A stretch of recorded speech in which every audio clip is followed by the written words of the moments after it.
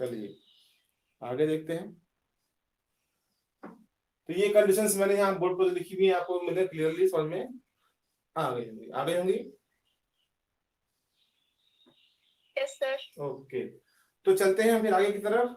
कुछ क्वेश्चंस इसके अकॉर्डिंग देखते हैं, सॉल्व करते हैं। एक चीज और बता दूं आपको, दो चीजें होती हैं, एक होती है लाइंस कंसिस्टेंट है या इनकंसिस्टेंट। दो वर्ड यूज किए जाते हैं, कंसिस्टेंट और इनकंसिस्टेंट। ओके, अब लाइंस कैसी होंगी, कंसिस्टेंट होंगी या इनकंसिस्टेंट होंगी, उसके लिए ध्यान समझ लीजिए कि अगर एक pair of linear equations have solutions, अगर उसमें सॉल्यूशन है, that means the lines are consistent. If the lines have solution, अगर लाइंस के सॉल्यूशन पॉसिबल हैं, तो उनको हम बोलते हैं कि वो लाइंस कैसी हैं, कंसिस्टेंट। ध्यान से देखो, यहाँ पर वन सॉल्यूशन, यहाँ पर इनफाइनाइट सॉल्यूशन, मींस ये दो कंडीशंस ऐसी हैं जहां पर हमको सॉल्यूशन मिल रहा है ना इन दोनों जगहों पर। तो इन दोनों कंडीशन पर, इन दोनों पर लाइंस कैसी होगी, कंसिस्टेंट होगी। इन दोनों पे क्या होगी, कंसिस्टेंट होगी। ठीक है। और ये थर्ड कंडीशन जहां पर कह रहा है कि नो सॉल्यूशन, यहाँ पर सॉल्यूशन नहीं है, तो उसको हम क्या बोलेंगे, इनकंसिस्टेंट। मींस तब क्या होगी लाइंस, इनकंसिस्टेंट, अगर सॉल्यूशन नहीं है। मींस तीसरी कंडीशन फॉलो होती है यहाँ पर, तो वो होगी इनकंसिस्टेंट, और अगर ये दो होती हैं तो वो होगी कंसिस्टेंट। ये दो कंडीशंस क्लियर हो गई कि कब कंसिस्टेंट होगा और कब इनकंसिस्टेंट। ठीक है, तो अगर ये समझ में आपको आ गया हो तो मैं थोड़ा सा चलता हूँ क्वेश्चंस की तरफ। 3.2 एक्सरसाइज पे मैं आ रहा हूँ। फर्स्ट क्वेश्चन की बात करता हूँ। यहाँ लिखा है form the pair of linear equations in the following problems, यानी कि आपको इक्वेशन फॉर्म करना है, बनाना है, बात समझे। तो इक्वेशन बनाना बताया था लास्ट टाइम मैंने आपको, कैसे बनाते हैं, क्वेश्चंस की कंडीशन के अकॉर्डिंग इक्वेशंस को क्रिएट करना और फिर उसको ग्राफिकली रिप्रेजेंट करना। यही आपका पहला क्वेश्चन दिया है कि form the pair of linear equation in the following problems and find their solutions graphically. ठीक, तो पहला क्वेश्चन लिखा हुआ है कि 10 students of class 10th took part in mathematics quiz. कितने लोग हैं, 10। If the number of girls is 4 more than the number of boys, जो नंबर ऑफ गर्ल्स हैं वो बॉयज से 4 ज्यादा हैं, then find the number of boys and girls who took part in the quiz। तो ध्यान से समझिए क्या कहना चाह रहा है। पहली चीज, गर्ल्स और बॉयज दो ही लोग हैं, दैट मीन सपोज कर लेंगे हम पहले, लेट नंबर ऑफ बॉयज कितने हैं, x, and number of girls कितने हैं, y। ठीक है, तो पहली कंडीशन में कहा कि टोटल स्टूडेंट कितने हैं, 10। तो पहली कंडीशन के अकॉर्डिंग तो x plus y equal to कितना हो गया, 10। ये हमारा पहला इक्वेशन समझ में आया।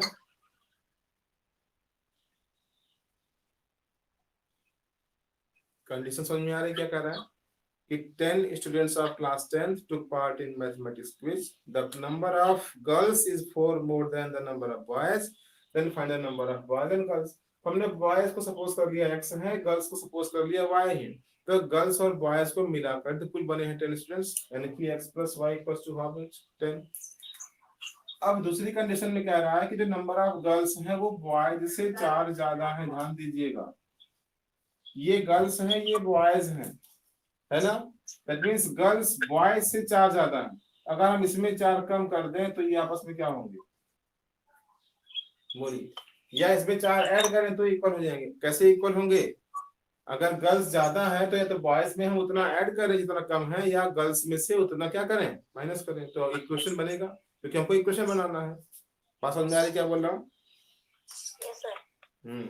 तो अब इक्वेशन बनाएंगे, y को शिफ्ट कीजिए यहाँ पर, तो x माइनस वाई हो गया प्लस 4 हो गया इक्वल्स टू 0। देखो ये हो गया हमारा सेकंड इक्वेशन। हम इसको अगर और सिंप्लीफाई करना चाहें तो ये हो गया x plus y minus 10 is equals to 0। ये हमारा पहला इक्वेशन मिला। अब क्या कह रहा है, ग्राफ बनाना है, तो ग्राफ तो आपको बताया गया कैसे बनाते हैं। एक वेरिएबल सपोज करना है, दूसरा निकालना है और फिर उसको ग्राफिकली रिप्रेजेंट करना। ठीक है, तो मैं आपको केवल इक्वेशन बनाकर दिखा रहा हूँ, बाकी आपका काम है आप उसको ग्राफिकली कैसे रिप्रेजेंट करोगे, ग्राफ पर आपको शो करना। Okay, yes sir. तो ये फर्स्ट पार्ट था। सेकंड पार्ट मैं आपके लिए छोड़ रहा हूँ, सिंपल सी बात है, बहुत ज्यादा कुछ दिक्कत नहीं है। वहां पर पेंसिल और पेन दिया हुआ है, पेंसिल सपोज कर लो x है, पेन सपोज कर लो y है, तो एक क्वेश्चन बना लीजिएगा। आप पहले भी ऐसा क्वेश्चन कर चुके हो, तो मैं भी फर्स्ट क्वेश्चन को यहाँ से हटा रहा हूँ, खत्म हो रहा है। मैं सेकंड पे चल रहा हूँ, क्योंकि आज की जो कंडीशन बताई गई है उसके अकॉर्डिंग सेकंड क्वेश्चन में क्या है वो ध्यान से समझेंगे। लिखा है on comparing the ratios a1/a2 b1/b2 and c1/c2। ध्यान दीजिएगा, उसने कहा है कि कंडीशंस के अकॉर्डिंग हम इसे कंपेयर करना, a1/a2 b1/b2 एंड c1/c2 को फाइंड करना है, और फिर बताना है कि वो लाइंस कैसी होंगी, इंटरसेक्टिंग होंगी, पैरेलल होंगी या कोइंसिडेंट।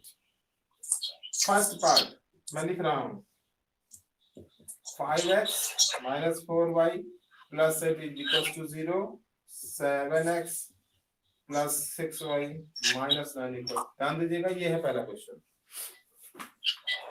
इसमें इसके अकॉर्डिंग बताना है कि लाइंस कैसी है, इंटरसेक्टिंग है कि पैरेलल है या कोइंसिडेंट है।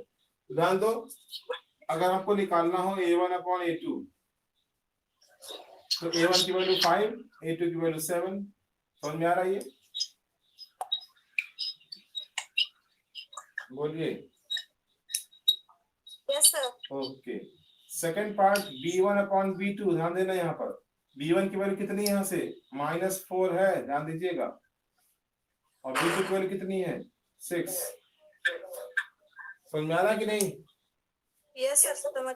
अब ये देखो a1/a2 और b1/b2 की वैल्यू क्या सेम दिख रही है, एक पॉजिटिव एक नेगेटिव, ऐसे अलग हो गई ना। That means a1/a2 is not equals to b1/b2। तो क्या लिखेंगे, सो lines intersect at a point, यही आपको शो करना है। बस समझ में आई? कंडीशन को दिखाना है, और जो कंडीशन मैंने आपको पहले बताई थी उसी के अकॉर्डिंग आंसर लिखना है। तो पहली कंडीशन थी कि नहीं थी कि अगर पहला रेशियो दूसरे के नॉट इक्वल होगा तो लाइंस कैसी होंगी, इंटरसेक्टिंग होंगी एट अ पॉइंट। बात समझे?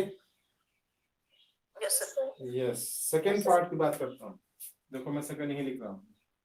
सेकंड पार्ट है 9x + 3y + 12 = 0, 18x + 6y + 24 = 0। ध्यान दीजिए, यहाँ पर भी रेशियो फाइंड करना है। तो पहला रेशियो क्या निकालना है, a1/a2। a1 की वैल्यू कितनी होगी,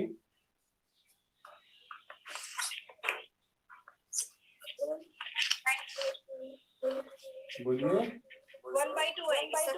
1/2 मतलब 9/18 आएगी, 1/2 हो गई, ठीक है।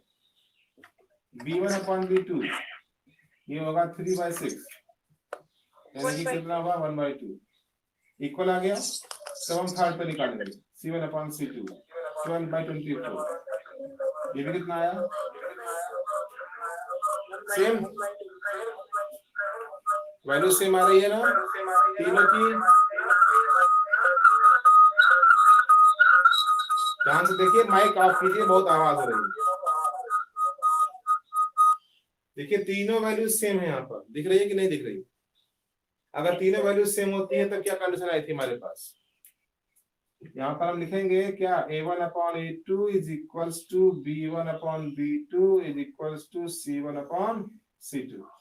जब ऐसी कंडीशंस थी, that means what, lines are infinite solution. तो इनफाइनाइट है, लेकिन क्वेश्चन में पूछा क्या कोइंसिडेंट है, पैरेलल है या इंटरसेक्टिंग। तो ये लाइंस कैसी होंगी, पैरेलल है, कोइंसिडेंट है?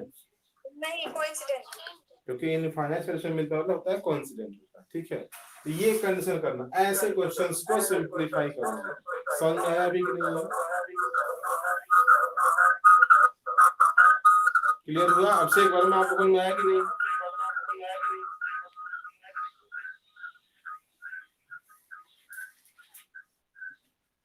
तो यहाँ पर ये आपको करना है, कंपेयर करते हुए सॉल्व करना है। तो उम्मीद है थर्ड पार्ट आप कर लेंगे, मैं 2 पार्ट बता दिया है, ठीक है। थर्ड पार्ट आपके लिए छोड़ दिया मैंने। ये था हमारा सेकेंड क्वेश्चन। अब हम आते हैं थर्ड क्वेश्चन की तरफ। सारे क्वेश्चन हम नहीं कराएंगे, कुछ आपके लिए हैं।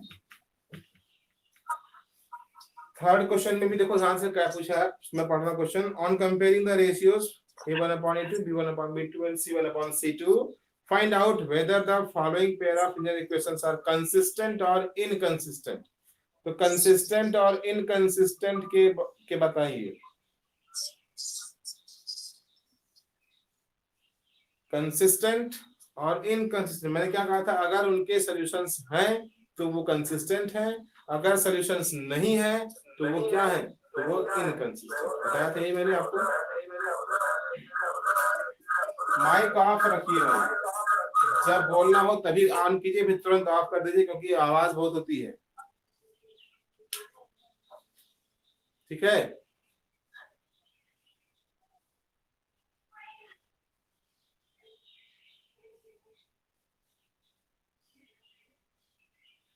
चलिए आगे बढ़े। थर्ड क्वेश्चन में भी यही काम करना है, कंपेयर करना। कंपेयर करने के बाद हमको क्या करना है, बताना कि कंसिस्टेंट है या इनकंसिस्टेंट। देखो पहला क्वेश्चन, थर्ड का फर्स्ट पार्ट लिखा हुआ है 3x plus 2y is equals to 5 and 2x minus 3y is equals to 7। ये पहला पार्ट किया। तो कंपेयर करना है, ध्यान से देखो क्या आएगा, 3/2 मिलेगा ना, तो कंसिस्टेंट है। a1/2 हो गया 3/2 और b1/b2 क्या होगा, 2/-3। तो वैल्यू ऑलरेडी सेम नहीं है, तो जब सेम नहीं है तो क्या होगा, कंसिस्टेंट होगा। कंसिस्टेंट है सर। अच्छी बात है, तो कंसिस्टेंट है यानी कि क्लियर हो गया, आपको सामने आ गया कि कंसिस्टेंट है, क्योंकि नॉट इक्वल है तो कंसिस्टेंट होगा। ठीक है,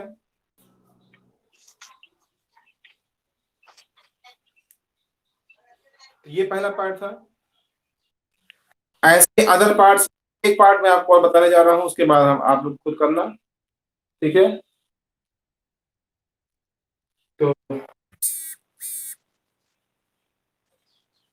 नेक्स्ट पार्ट की बात कर रहा हूं, थर्ड पार्ट की बात कर रहा हूं।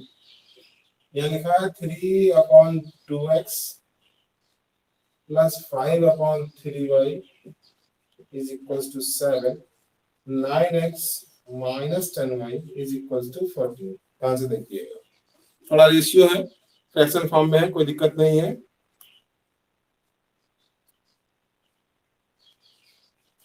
अब ध्यान से देखो, a1/a2 की बात हो रही है, a1/a2, a1 की वैल्यू कितनी है, 3/2, a2 की वैल्यू कितनी है, 9। ये तो समझ में आ रहा होगा, है फ्रैक्शन के फॉर्म में, बट कोई दिक्कत नहीं होनी चाहिए। ठीक है, अब देखो ये 3/2, 2 कहाँ आएगा, नीचे आ जाएगा, तो 3 कितना हो जाएगा, 18, यानी कि 1/6। समझ में आया कि नहीं आया, 3/2, 2 नीचे आएगा तो 18 हो जाएगा, 9 × 2। अब क्या होगा, b1/b2 देखो ध्यान से, 5/3 अपॉन हाउ मच, -10, तो ये फिर होगा 5/-30, यानी कि -1/6। क्या लिख रहा है, a1/a2 is not equals to b1/b2। फिर कंडीशन आ गई, नॉट इक्वल है मतलब कंसिस्टेंट है कि इनकंसिस्टेंट,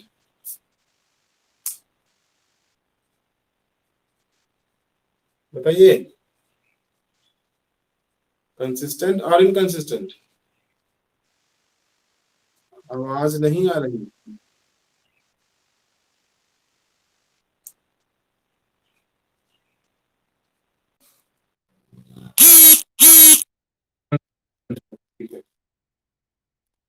आवाज आ रही। तो ये काम करना है आपको क्वेश्चन नंबर थर्ड में। क्लियर है क्या करना है, कंसिस्टेंट का मतलब हो गया कि अगर सॉल्यूशन है तो कंसिस्टेंट है, अदरवाइज इनकंसिस्टेंट है। ठीक है, चलिए कुछ लोग मैसेज से भी जवाब देते हैं, कुछ लोग भी देते हैं। तो ये काम हुआ थर्ड क्वेश्चन पे। आगे चले हम, क्योंकि मैं कुछ पार्ट बताता रहूंगा, बाकी आपको करना होगा। थर्ड क्वेश्चन मैंने आज इतना बता दिया आपको, थर्ड तक हो गया है। फोर्थ क्वेश्चन में भी आपको सेम प्रोसेसिंग करनी है, तो मैं थर्ड फोर्थ नहीं बताऊंगा। फोर्थ में लिखा है कि which of the following pairs of linear equations are consistent और इनकंसिस्टेंट। आपको फिर यही काम करना है जो बताया था, चेक करना है कौन सा कंसिस्टेंट है कौन सा इनकंसिस्टेंट है, और अगर कंसिस्टेंट है तो ग्राफ बनाना। बात समझी क्वेश्चन की, क्या कहना चाह रहा है? ये क्वेश्चन आपके लिए ही रहेगा होमवर्क, क्योंकि कंसिस्टेंसी आप चेक कर लेंगे और जो इक्वेशन कंसिस्टेंट होंगे उन्हीं का आप ग्राफ ड्रॉ करेंगे। समझ में आ रहा है? ओके, तो ठीक है, अगर समझ में इतना आ रहा है तो मैं क्वेश्चन नंबर 5 पे चल रहा हूँ। फोर्थ आपको आ गया होगा, मैं 5 क्वेश्चंस की बात कर रहा हूँ, फिफ्थ क्वेश्चन की बात कर रहा हूँ। इसमें लिखा है, ध्यान से समझेंगे सुनेंगे, अगर बुक्स आपके पास है तो बुक सामने खोल कर रखे रहिए, नहीं है तो ध्यान से सुनेंगे। Half the perimeter of a rectangular garden, यानी कि रेक्टेंगुलर गार्डन के पेरीमीटर का हाफ, बात समझ में आ गई? whose length is 4 metre more than its width, जिसकी लेंथ क्या है उसकी विथ से 4 मीटर ज्यादा है, इज 36 मीटर, यानी कि पेरीमीटर का हाफ कितना है 36। तो find the dimensions of the garden, तो आपसे डायमेंशंस को पूछा है, और जो लेंथ है वो विथ से 4 मीटर ज्यादा है लेंथ, बात समझ में आ रही है? तो हम सपोज करेंगे, यहाँ पे कुछ भी सपोज कर लो, let width of rectangular garden, mic off कर लीजिए जिसका भी ऑन है।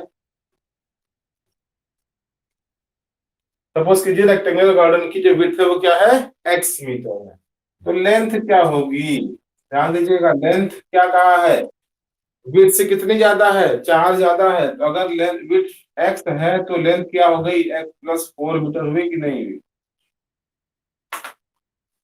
होगी ना? ठीक है,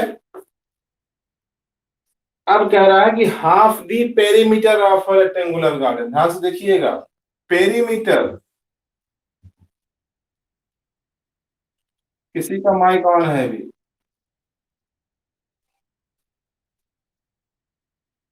पेरीमीटर ऑफ रेक्टेंगुलर गार्डन क्या होता है, perimeter of rectangle 2 into length plus breath, okay, ये होता है पेरीमीटर। लेकिन क्या कहा उसने, हाफ द पेरीमीटर, तो इसका हाफ करना है आपको, बात समझे? तो इसका भी हाफ करना होगा, ठीक, और हाफ कर देंगे तो ये क्या होगा, और कितना दिया हुआ है, दैट इज 36 मीटर, पेरीमीटर का हाफ कितना दिया है 36। अब ध्यान दो, हमारे पास क्या बचा, अब हमारे पास बच गया length plus breadth is equals to 36 metre, बचा ना?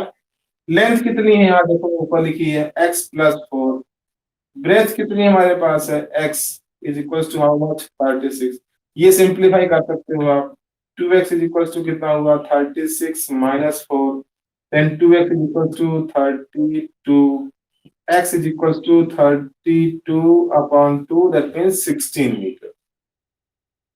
x कितनी वैल्यू है, विड्थ की वैल्यू है, तो विड्थ आ गई हमारे पास कितने 16 मीटर, तो लेंथ कितनी हो जाएगी 16 प्लस 4, that means 20। क्लियर? ये क्वेश्चन ध्यान रखिएगा, इसको नोट कर लीजिएगा आप लोग, अभी मैं फाइल सेंड भी कर दूंगा, लेकिन साथ साथ कहाँ पे अगर लिए हो तो चलते रहा करिए तो ठीक रहा करेगा। क्लियर है, किसी को दिक्कत इस क्वेश्चन में? नो, तो ठीक है, तो आगे बढ़ते हैं क्वेश्चन नंबर 6 की तरफ। सिक्स क्वेश्चन जरा ध्यान से समझेंगे क्या है।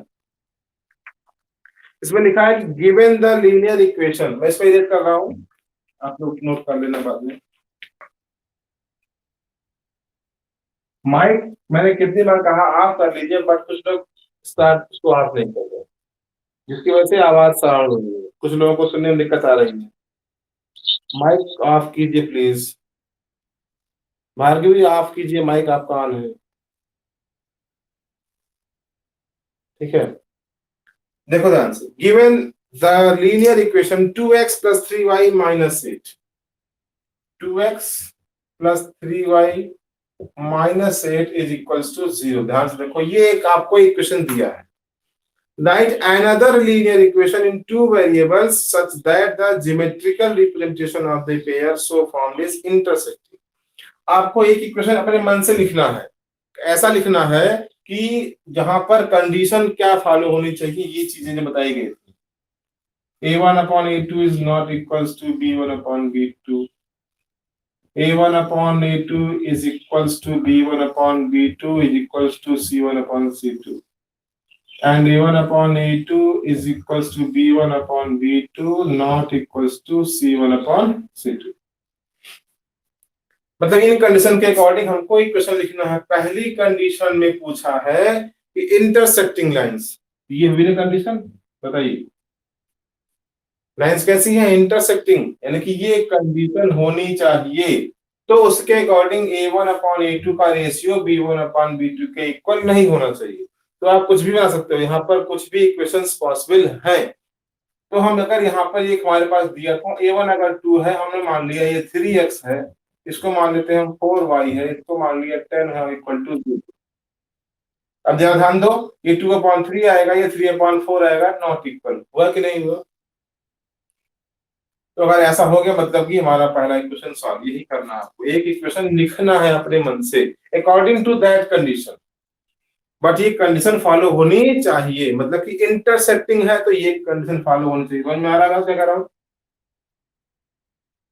ऐसे ही सेकेंड कंडीशन में कह रहा है कि पैरेलल लाइन पैरेलल होगी, तो ये है ना कंडीशन उसकी थर्ड वाली, है कि नहीं है। लाइन अगर पैरेलल है तो पैरेलल में क्या होता है, दो रेशियो इक्वल होंगे। यानी कि अगर हम इसको ले लें 4x + 6y और तीसरा नॉट इक्वल होगा, तीसरे को हम ले लेते हैं -9 इक्वल टू 0। ध्यान से देखो, अब ये 2/4 1/2 हो गया, 3/6 1/2 हो गया, हुआ कि नहीं। अब ये -8/-9 नॉट इक्वल हो गया, यानी कि थर्ड कंडीशन फॉलो होती है। ऐसे ही करना है आपको, कंडीशन के अकॉर्डिंग वैल्यूज को सपोज कर लेना। बात समझ में आई। थर्ड की बात कर रहा हूँ। तीसरे में कह रहा है कि कोइंसिडेंट लाइंस, यानी कि ये कंडीशन होनी चाहिए, तीनों रेशियो आपस में इक्वल होने चाहिए। तो हम इसको 4x लिख लें, इसको हम 6y लिख लें, इसको -16 लिख लें इक्वल टू 0। अब इनका रेशियो आपस में इक्वल होगा हर जगह पर। देखो 1/2 1/2 एंड 1/2। बात समझ आ गई। ये तीन कंडीशन, तो ऐसे आपको खाली इक्वेशंस लिखने हैं according to that conditions. Condition समझ में आ गई आपको, क्लियर हुआ। अच्छी बात है, क्लियर हुआ तो ठीक है। 2 मिनट बचा है क्लास में, ध्यान से देख लेते हैं। एक क्वेश्चन और बचा होगा, लास्ट क्वेश्चन है, ध्यान से समझेंगे क्या करना है इसमें। आपको ये घर पे ही करना है। इसमें लिखा है कि draw the graphs of the equation x - y + 1। ध्यान देना, x - y + 1 इक्वल टू 0, और दूसरा दिया है 3x + 2y - 12 इक्वल टू 0। इन दोनों का ग्राफ ड्रा करना है पहले आपको। और दोनों लाइंस कैसी हैं, इंटरसेक्टिंग है। आपको दिख रहा होगा 1/3 -1/2 आएगा, यानी कि ये लाइन कहीं ना कहीं एक पॉइंट पर इंटरसेक्ट करेंगी। बात समझ में आ रहा होगा। ऐसे ग्राफ बनेगा। फिर कह रहा है कि determine the coordinates of the vertices of the triangle formed by these lines and the x axis. यानी कि हो सकता है, अब हमको पता नहीं ग्राफ कैसा बनेगा, हम सपोज कर रहे हैं इस तरह से मान लीजिए ग्राफ बनता है। सपोज किया एक ऐसा चला गया और एक यूं चला गया, मिलता है, ठीक है। अब क्या हो रहा है, उसने कहा कि ट्रायंगल बनेगा, जिस पॉइंट पर कट करेंगी वो उस पे, और जहां पर एक्स एक्सिस पर है, दिख रहा है कि नहीं 3 पॉइंट्स। तो इसको आपको शेड करना है, इस ट्रायंगल को, और इन वर्टेक्स को लिखना है। इन तीनों पॉइंट्स को क्या करना है, लिखना है, कोऑर्डिनेट्स जो भी आएंगे। ये काम आपका है, क्योंकि जब ग्राफ बनेगा तभी आंसर मिलेगा। समझ में आया करना क्या है। इसमें लिखा है determine the coordinates of the vertices of the triangle formed by these lines and the x axis. In line से और एक्स एक्सिस से जो ट्रायंगल बनेगा उसको शेड करना और उसके वर्टिसेस को लिखना है।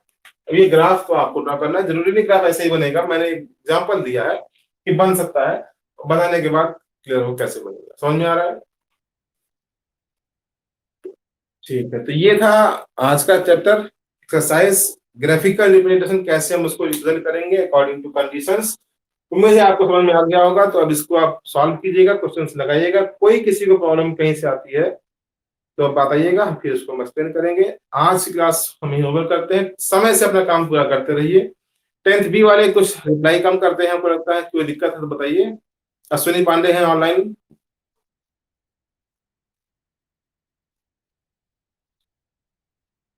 अश्विनी पांडे, मेरी आवाज आ रही है? कोई दिक्कत? ओके, ठीक है, तो आज की क्लास ओवर करते हैं, फिर नेक्स्ट डे मिलते हैं। Thank you very much.